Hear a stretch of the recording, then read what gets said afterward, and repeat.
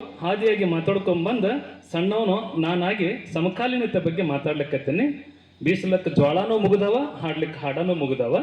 ಅಳದುಳಿದ ಒಂದೆರಡು ಗಟ್ಟಿ ಕಾಳುಗಳನ್ನ ನಿಮ್ಮ ಮುಂದೆ ಇಟ್ಟುಗೆಸಿ ನನ್ನ ಮಾತನ್ನ ಮುಗಿಸ್ತೇನೆ. ಬಂಧುಗಳೇ, ಸರ್ ಹೇಳ್ತಿದ್ದಾರೆ ಹಾಡ ಹದವು. ಯಾಕಂದ್ರೆ ಅಂಡೆ ವಜರ ಜನಾಂಗಕ್ಕ ಹಾಡಿಗೂ ಬಡತಾನಿಲ್ಲ, ಮತ್ತ ಇತಿಹಾಸಕ್ಕೂ ಬಡತಾನಿಲ್ಲ. ಹಾಡುವ ಇತಿಹಾಸ ಬರೆಯುವ ಬಡವರು ಬಾಳದಾರ. ಅಂತ ಬಡವರನ್ನ ಬಡತನವನ್ನ ನೀಗಿಸಿ ಬರೆಯುವ ಸಿರಿತನವನ್ನ ಹೆಚ್ಚು ಮಾಡ್ಬೇಕಂತೇಳಿ ಇವತ್ತು ವಿಚಾರ ಸಂಕಿರಣ ಮಾಡ್ತಾ ಇದ್ದೀವಿ. ಬರೀ ಸಮಾಜದವರು ಅಷ್ಟೇ ಅಲ್ಲ, ನಮ್ಮ ಜೊತೆಗಿರ್ತಕ್ಕಂಥ ನಾಡಿನ ಸಂಶೋಧಕರಿಗೂ ಕೂಡ ಇಂಥ ವಿಷಯಗಳನ್ನ ಹಚ್ಚಿ ಮಾತಾಡ್ಲಿಕ್ಕೆ ಹಚ್ಚಿರ್ತಕ್ಕಂಥದ್ದು ಶ್ಲಾಘನೀಯ ಅನ್ನುವಂಥ ಮಾತನ್ನ ಹೇಳ್ಕೊಂಡು, ಬಂಧುಗಳೇ, ಈಗಾಗಲೇ ಇಷ್ಟೆಲ್ಲ ವೈಭವ ಕಂಡಿರ್ತಕ್ಕಂಥದ್ದು ಬೆಳಗಿನ ಸೂರ್ಯನ ಪ್ರಕಾಶದೊಳಗೆ ಹೆಂಗ ಚಾರಿತ್ರಿಕವಾಗಿ ಬಹಳ ದೊಡ್ಡ ಬೆಳಕಿತ್ತಲ್ಲ, ಹಂಗ ನಮ್ಮ ಸಮಾಜ ಇತ್ತು. ಅದಾದ ನಂತರ ಒತ್ತೇರಿದಂಗೆಲ್ಲ ಬಿಸಿಲಿನ ಆರ್ಭಟ ಹೆಂಗ್ ಬಂತಲ್ಲ, ಹಂಗ ಹನುಮಪ್ಪ ನಾಯಕನ ಕಾಲಕ್ಕೆ ಹಂಗ ಆರ್ಭಟ ಇತ್ತು. ಅದಾದ ಬಳಿಕ ಒತ್ತಿಳಿದಂಗೆಲ್ಲ ಸ್ವಲ್ಪ ಸಮುದಾಯಕ್ಕೆ ಎಲ್ಲೋ ಒಂದು ಕಡೆ ಸ್ವಲ್ಪ ಕಡಿಮೆ ಅಂತ ಕಾಣಿಸ್ಲಾ ಬಂತು. ಈಗ ಹೆಂಗ ತಣ್ಣಗಾಗಿ ಕುಂತೀವಿ ನೋಡ್ರಿ, ನಮ್ಮ ಮಂಡ್ಯವಜರ ಸಮಾಜದ ಪರಿಸ್ಥಿತಿನ ಹಂಗ ತಣ್ಣಗಾದಂಗೆ ಆಗ್ಯದ ಈಗ ಸಮಕಾಲೀನ ಪರಿಸ್ಥಿತಿ. ಯಾಕೆ ಹಿಂಗಾಯ್ತು ಅಂತ ಕೇಳಿದ್ರೆ, ಅವತ್ತು ರಾಜ ದರ್ಬಾರ ಮೆದ್ದಿರ್ತಕ್ಕಂಥ ಇವರು ಯಾವಾಗ ಈಗ ಇತಿಹಾಸ ಬರುತ್ತೆ, ನನಗೀಗ ಬಹಳ ಸಮಯ ಮಿತಿ ಇರೋದ್ರಿಂದ ಯಾವಾಗ ನಾವು ಪ್ರಾಚೀನ ಪದವಾಗಿರ್ತಕ್ಕಂಥ ಗ್ರಾಮುಂಡ, ಗಾವುಂಡ, ಪ್ರಭು ಗಾವುಂಡ, ಅದೇ ಗೌಡ ಆಯ್ತು. ಅದಕ್ಕೆ ಇವರೆಲ್ಲರೂ ಇದ್ದಂತ ಒಂದೇ ಮನೆ ಇದ್ರು ಕೂಡ ಗೌಡಿಕಿ ಅದಾರ ಅನ್ನುವಂಥದ್ದನ್ನ ಹಿಂದೆ ತೋಂಟದಾಡ ಮಠದ ಗಣಪೂಜ್ಯರಾಗಿರ್ತಕ್ಕಂಥ ಸಿದ್ಧಲಿಂಗ ಮಹಾಸ್ವಾಮಿಗಳು ಬಹಳ ಘಂಟಾಘೋಷವಾಗಿ ಹೇಳಿದ್ರು. ಬಹುಶಃ ಒಂದು 6-7 ವರ್ಷದ ಕೆಳಗಡೆ ರಾಜ್ಯ ಮಟ್ಟದ ರೆಡ್ಡಿ ಜನಾಂಗದ ಲಕ್ಷಾಂತರ ಜನಸಮುದಾಯ ಸೇರಿದಂತ ಈ ಜಗದ ಸಮಾವೇಶದಲ್ಲಿ ನಾನು ಮಾತಾಡುವಂತ ಸಂದರ್ಭದಲ್ಲಿ ಅವತ್ತು ಹೇಳಿದ್ದೆ. ಏನಂತ ಕೇಳಿದ್ರೆ, ರೆಡ್ಡಿ ಜನಾಂಗ ಬಂಗಾರದ ಬದುಕು ಬಾಳ್ಬೇಕಂತ ಚಂದ ರೆಡ್ಡಿ ಮಲ್ಲಮ್ಮ ಬೇಡ್ಕೊಂಡದಕ್ಕೆ ಇವತ್ತಿಗೂ ಕೂಡ ಆ ಸಮುದಾಯ ಬಹಳ ಸಿರಿವಂತ ಆಯ್ತು ಅಂತ ಹೇಳೋದನ್ನ ನಾವು ಚಾರಿತ್ರಿಕವಾಗಿ ಐತಿಹಾಸಿಕವಾಗಿ ಕೇಳ್ತೀವಿ.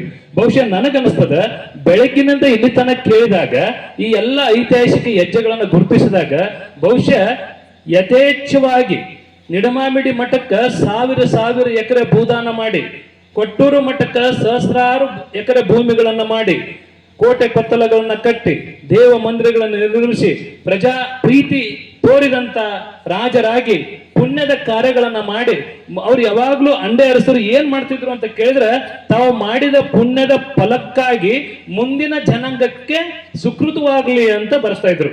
ಬಹುಶಃ ನನಗನ್ನಿಸ್ತದ, ಹಂಡೆ ಅರಸರಾಗಿರ್ತಕ್ಕಂಥ ನಮ್ಮ ರಾಜರು ಯಥೇಚ್ಛವಾಗಿ ದಾನ ಧರ್ಮವನ್ನ ಮಾಡಿ ಆ ಮೂಲಕ ನನ್ನ ಜನಾಂಗದವರು ಮುಂದೆ ಯಾರಾದ್ರೂ ಕೂಡ ಯಾವ ಹಳ್ಳಿಯಲ್ಲಾದ್ರೂ ಕೂಡ ಒಂದು ಮನೆ ಇದ್ರೂ ಪರವಾಗಿಲ್ಲ, ಅವರಿಗೆ ಈ ಗೌಡ ಮತ್ತು ನಾಡಗೌಡರಾಗಿ ಮುಂದುವರಿಲಿ ಅಂತೇಳಿ ಏನಾರ ಪ್ರಾರ್ಥನೆ ಮಾಡಿದ್ರೇನೋ ಅಂತ ನನಗನ್ನಿಸ್ಲಿಕ್ಕೆ. ಬಂಧುಗಳೇ, ಈ ದಿಶೆಯಲ್ಲಿ ಇವತ್ತು ನಾವೆಲ್ಲರೂ ಕೂಡ ಗೌಡಿಕಿ ಮನೆತನದ ವಾರಸುದಾರರಾಗಿ ಸಮಕಾಲೀನ ಸಂದರ್ಭದೊಳಗೆ ನಿಂತು ನೋಡಿದ್ರೆ ಧಾರ್ಮಿಕವಾಗಿಯೂ ಬಹಳ ಉತ್ಕೃಷ್ಟವಾದಂತಹ ಆಚರಣೆ ಉಳ್ಳವರಾಗಿದ್ದೀವಿ. ಆದ್ರೆ ಈ ಇಂದಿನ ಪರಂಪರೆ ಬಹಳ ಶ್ರೇಷ್ಠವಾಗಿತ್ತು. ಈ ಆಧುನೀಕರಣ, ಸಾಂಸ್ಕೃತಿಕರಣ, ನಗರೀಕರಣ, ಜಾಗತೀಕರಣದ ಅರ್ಭಟದೊಳಗ ಸಾಂಸ್ಕೃತಿಕರಣ ಬಹಳ ಕಡಿಮೆಯಾಗಿ ಅವತ್ತಿನ ಸಂಸ್ಕೃತಿ ಜರ ವಿಕೃತವಾಗಿ ನಮ್ಮ ಆಚಾರಗಳು, ನಮ್ಮ ಪದ್ಧತಿಗಳು ಎಲ್ಲೋ ಒಂದು ಕಡೆ ಕುಸಿಲಿಕತ್ತವ ಅಂತ ಸಮಕಾಲೀನ ಸಂದರ್ಭದೊಳಗ ಕಂಡು ಬರ್ತದ. ಅಷ್ಟೇ ಅಲ್ಲ, ಅವತ್ತ ಸಾವಿರ ಎಕರೆ ಭೂಮಿ ಬೆಳಗ್ಗೆ ಹೇಳಿದ್ರು, ಅಂಡೆ ವಜೀರ ಮನೆತನದವರು ಮೂಲತಃ ಉದ್ಯೋಗ ಕೃಷಿಕರಾಗಿದ್ರು, ಕೃಷಿ ಸಂಸ್ಕೃತಿ ಉಳ್ಳವರು, ಕೃಷಿಯಲ್ಲೇ ಖುಷಿ ಕಂಡವರು. ಇನ್ನೂ ಬಹಳ ಖುಷಿ ಕಾಣೋದು ಯಾವಾಗ ಅಂತ ಕೇಳಿದ್ರೆ, ಈ ಮನೆತನದ ಗೌಡ್ರಿಗೆ ಒಂದು ದೊಡ್ಡ ಖುಷಿಯ ಸಂಗತಿ ಅಂತ ಹೇಳಿದ್ರೆ, ಎಲ್ಲಾರ ಓದೋತ್ನಾಗ ತಾವು ಸುತ್ತಿದ ಪೇಟದ ಮೇಲೆ ಕೈ ಇಟ್ಕೊಂಡು ನಂದು ಹೊಲ 1000 ಎಕರೆ ಐತಿ, ನಂದು ಹೊಲ 500 ಎಕರೆ ಐತಿ ಅಂತ ಹೇಳಿದ್ರೆ ಅವರಿಗೆ ಸಮಾಧಾನ. ಅಂತ ದೊಡ್ಡ ಗೌಡಿಕೆ ಮನೆತನ ಉಳ್ಳವರು ಅಂತಂದ್ರೆ ಇವತ್ತು ಬಹುಶಃ ಅನೇಕ ಅಧ್ಯಯನಗಳು ಇವತ್ತಿನ ಸಂದರ್ಭದೊಳಗೆ ಅಂಡೆ ವಜೀರ ಜನಾಂಗದ ಗೌಡಿಕೆ ಮನೆತನಗಳ ಮೇಲೆ ಆಗ್ಲೇಬೇಕಾಗಿದೆ. ಇಲ್ಲಿ ಪಕ್ಕದಲ್ಲಿ ಬೆಳಗ್ಗೆ ನನಗೆ ಒಂದಿಷ್ಟು ವಾಟ್ಸಪ್ಗೆ ಮಾಹಿತಿ ಹಾಕಿದ್ದಾರೆ. ಹನುಮಂತರಾಯ ಗೌಡ ಅಂತೇಳಿ ಬ್ಯಾಕಾಡ್ದವರು ಬಹಳ ಸಂಕ್ಷಿಪ್ತ ಸಮಯ ಕೊಟ್ಟಿರೋದ್ರಿಂದ ಹೇಳಕ್ ಆಗ್ತಿರ್ಲಿಲ್ಲ. ಆ ಘಟನೆ ಒಂದು ಹೇಳಲಿಕ್ಕೆ ಕಾರಣ ಏನಂತ ಕೇಳಿದ್ರೆ, ಸಮಕಾಲೀನ ಸಂದರ್ಭದಲ್ಲೂ ಕೂಡ ಅಂಡವಜರು ಎಷ್ಟು ಶ್ರೇಷ್ಠ ಆಗಿದ್ದಾರೆ ಅಂದ್ರೆ, ಬಂತನಾಳ ಶಿವೆಗಳು, ಪೋಗು ಅಳಕಟ್ಟೆ ಅವರು ಒಂದು ಧರ್ಮದ ನಿಮಿತ್ತವಾಗಿ ಬಾಗೇವಾಡಿಯ ಬ್ಯಾಕ್ವರ್ಡ್ಗೆ ಬಂದಾಗ 1940ರ ದಶಕದ ಘಟನೆ ಇದು. ಬ್ಯಾಕ್ವರ್ಡ್ಗೆ ಬಂದ ಹೊತ್ನಾಗ ಧರ್ಮದ ಮೂಲಕವಾಗಿ ಹೊಂಟಿರ್ತಕ್ಕಂಥ ಅವರು ಈ ಭಾಗದ ಜನಪ್ರಿಯವಾಗಿರ್ತಕ್ಕಂಥ ಅನೇಕರು ಕೂಡ್ಕೊಂಡು ಏನ್ ಮಾಡ್ತಾರೆ ಅಂದ್ರೆ, ಶಿಕ್ಷಣ ಸಂಸ್ಥೆ ಕಟ್ಟಲಿಕ್ಕಾಗಿ ಯಥೇಚ್ಛವಾಗಿ ದಾನ ಧರ್ಮಕ್ಕಾಗಿ ಒಂದಿಷ್ಟು ಸಂಗ್ರಹ ಮಾಡುವಂತ ಸಂದರ್ಭದೊಳಗೆ ಗೌಡ್ರಿಗೆ ಕೇಳ್ಕೊಂತಾರ. ಅವಾಗ ಗೌಡ್ರು ಯಥೇಚ್ಛವಾಗಿ ಅಂತಂದ್ರೆ ಎಷ್ಟು ಅಂತಂದ್ರೆ ಆಗಿನ ಕಾಲಕ್ಕೆ 61,000 ರೂಪಾಯಿ ಬೆಲೆ ಬಾಳುವಂತ ಬಂಗಾರವನ್ನ ದೇಣಿಗೆಯಾಗಿ ಕೊಡ್ತಾರೆ. 61,000. ಬಹುಶಃ ಇವತ್ತೇನಾದ್ರೂ ನಾವು ಲೆಕ್ಕ ಹಾಕಿದ್ರೆ ಅವತ್ತಿನ ರೇಟ್ ಏನಿತ್ತಂದ್ರೆ ಒಂದು ತೊಲಿ ಬಂಗಾರಕ್ಕೆ ಭಾಳ ಆದ್ರೆ ಒಂದು 50 ರೂಪಾಯಿ ಇತ್ತಂತ. ಆದ್ರೆ ಇವತ್ತು ಲೆಕ್ಕ ಹಾಕಿದ್ರೆ 61,000 ಮೌಲ್ಯಕ್ಕೆ ನಾವು ತುಲನೆ ಮಾಡಿದ್ರೆ ಬರೋಬ್ಬರಿ 1 kg 200 ಗ್ರಾಮ್ ಬಂಗಾರ ಆಗ್ತದೆ. ಅಂದ್ರೆ ಇವತ್ತಿನ ಬೆಲೆ ಬಾಳುವಂತ ಸಂದರ್ಭದಲ್ಲಿ ಸುಮಾರು 6-7 ಕೋಟಿ ರೂಪಾಯಿ ಕೊಟ್ಟರು ಕೂಡ ಹೆಸರು ಬಯಸದ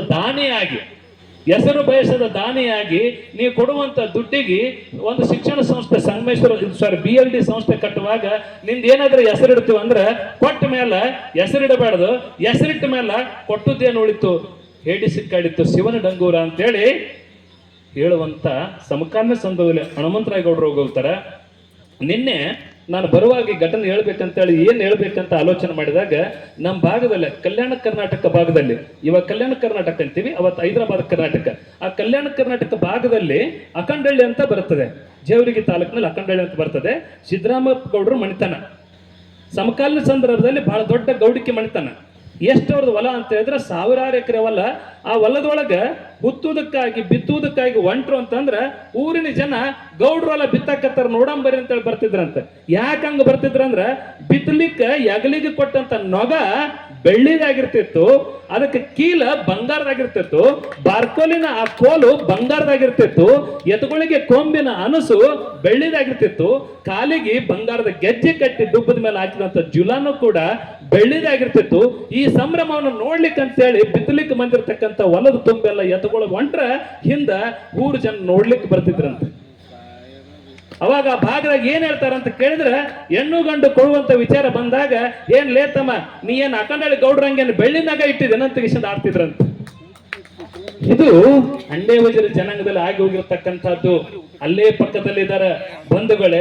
ಒಬ್ಬೊಬ್ಬರನ್ನ ಒಂದೊಂದು ಉದಾಹರಣೆ ಯಾಕೆ ಕೊಡ್ಲಿಕ್ಕೆ ಅಂದ್ರೆ, ಒಂದ್ ಕಡೆ ಕೃಷಿ ಮಣಿತನದಲ್ಲಿ ಹಿಂಗಾದ್ರ ಅಲ್ಲೇ ಪಕ್ಕದಲ್ಲಿ ಒಂದು ಹಳ್ಳಿ ಒಳಗ ಗೌಡಿಕೆ ಮಣಿತನ ನಿಜಾಮಶಾಹಿಗಳ ಆ ಸಂದರ್ಭದೊಳಗ ಹಿಂದೂಗಳನ್ನ ಕೊಲೆಗಟ್ಟಿ ಬರುವಂತ ಆ ಸಂದರ್ಭದೊಳಗ ದೌರ್ಜನ್ಯ ಎಸಗುವಂತ ನಿಜಾಮದ ಸೈನಿಕರು ದುಮ್ಮದ್ರ ಶರಣಗಳು ಅಂತ ಆಗಿ ಹೋಗ್ತಾರೆ. ನಮ್ಮಲ್ಲಿ ಶಿಬಿರ ಕಟ್ಟಿ ಹೋರಾಟ ಮಾಡಿ ಹೈದರಾಬಾದ್ ನಿಜಾಮನ ಅವತ್ತಿನ ರಜಾಕಾರರ ಆವಳಿಯನ್ನು ತಡೆಗಟ್ಟಲಿಕ್ಕೆ ಬಹಳ ದೊಡ್ಡ ಕೆಲಸ ಮಾಡಿದಂತ ಹೋರಾಟಗಾರ ದುಮ್ಮದ್ರ ಶರಣಗೌಡರು. ಈ ದುಮ್ಮದ್ರ ಶರಣಗೌಡರು ಶಿಬಿರ ಮಾಡಿ ಆ ಶಿಬಿರದ ಅನೇಕ ತನ್ನ ಸೈನಿಕರನ್ನ ತೆಗೆದುಕೊಂಡು ಅವ್ರ ವಿರುದ್ಧ ಹೋರಾಟ ಮಾಡುವಾಗ ಅವರ ಬಲ ಹೆಚ್ಚಾಗಿ ಅವರನ್ನು ತಪ್ಪಿಸ್ಕೊಳ್ಳಿಕ್ಕೆ ಓಡಿ ಹಿಂದಿರುಗಿ ಬಂದು ತನ್ನ ಶಿಬಿರದಲ್ಲಿ ಸಂರಕ್ಷಣೆ ಮಾಡುವಾಗ 63 ಜನ ಆ ಮಂಗಳೂರು ಗೌಡಿಕೆ ಮಣಿತನದೊಳಗೆ ಬಂದು ಸೇರ್ಕೊತಾರಂತ. ಆ ಗೌಡ್ರ ಹೆಸರು ಅವ್ರು ಹೇಳಿಲ್ಲ, ಗೌಡ್ರ ಅಂತ ಎಟ್ಟೆ ಹೇಳಿದ್ರು, ಇನ್ನು ಅಧ್ಯಯನಕ್ಕೆ ಒಳಪಡಿಸ್ತಾ ಇದ್ದೀನಿ. ಆ ಗೌಡ ಅನ್ನಂತ ಬಂದು ದೊಡ್ಡ ಮನೆ ಒಳಗೆ ಬರ್ರಿ ನಾನ್ ನೋಡ್ಕೋತೀನಿ ಅದು ಅಂತೇಳಿ ಒಳಗೆ ಗೌಡ್ರನ್ನ ಹಾಕಿ ಒಳಗ ಸೈನಿಕರನ್ನ ಹಾಕಿ ಗೌಡ ಬಾಕ್ಲಿನ ಇರ್ತಾನ.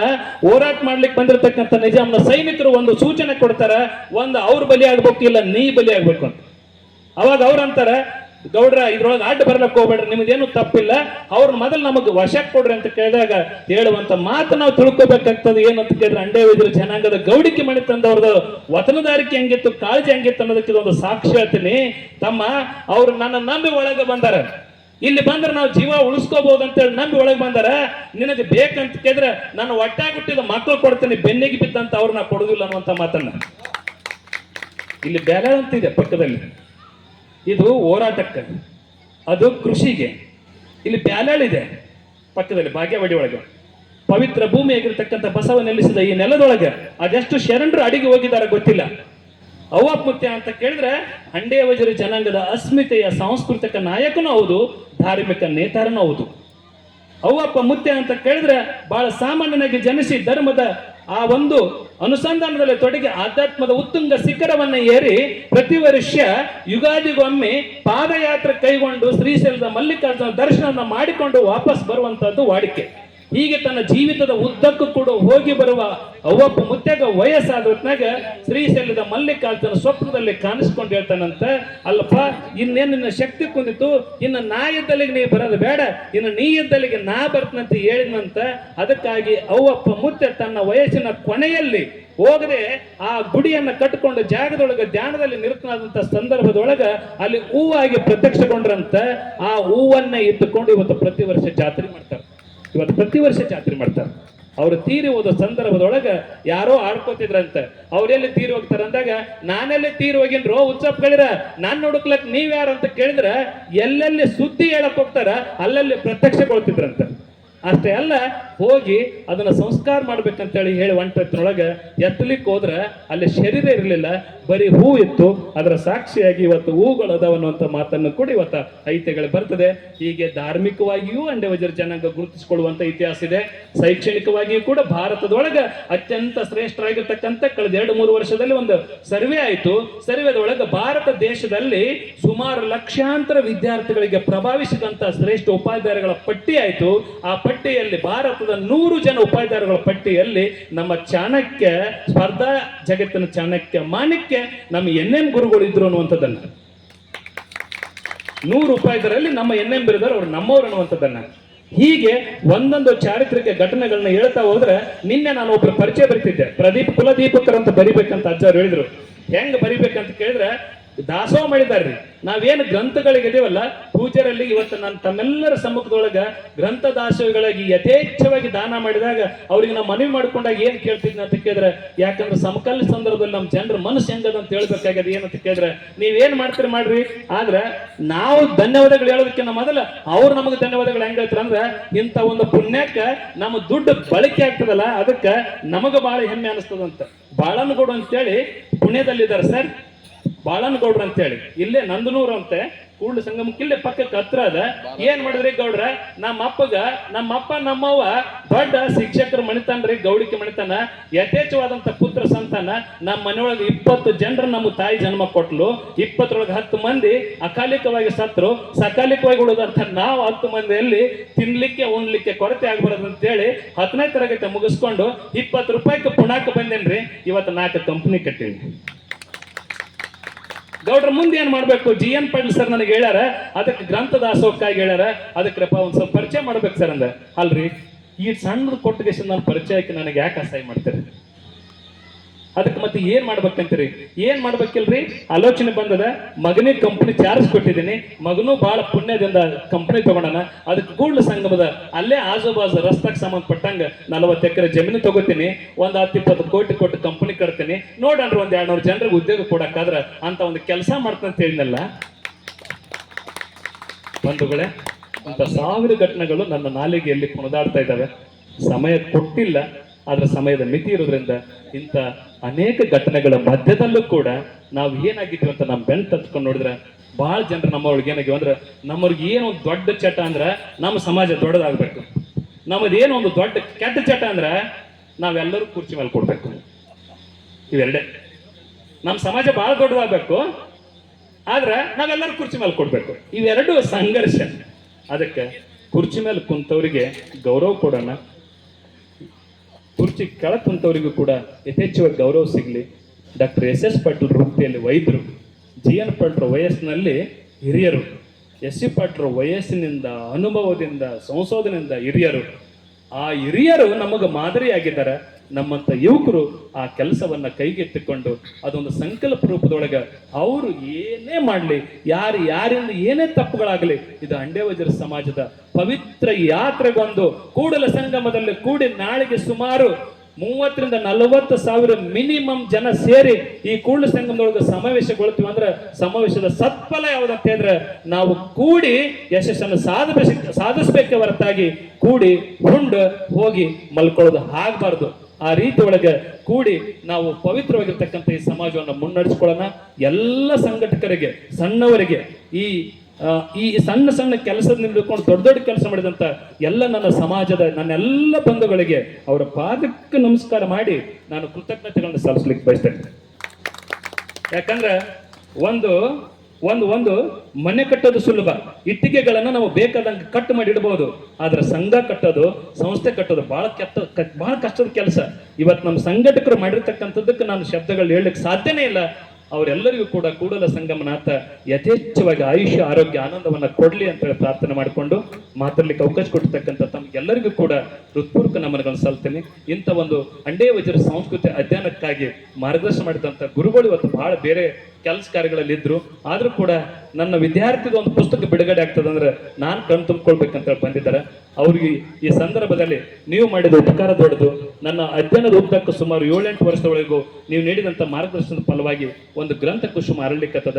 ಇವತ್ತು ಮಾತಿಗೂ ಕೃತಿಗೂ ನಿಮ್ಮ ಉಪಕಾರ ದೊಡ್ಡದು ಅಂತೇಳಿ ಸಮಾಜದ ಪರವಾಗಿ ನಿಮಗೂ ಕೂಡ ಪಾದ ಸ್ಪರ್ಶಕ್ಕೆ ಅನ್ಯ ಮನದು ಮಾತಾಡ್ಲಿಕ್ಕೆ ಅವಕಾಶ ಕೊಟ್ಟಿರ್ತಕ್ಕಂಥ ನನಗೆ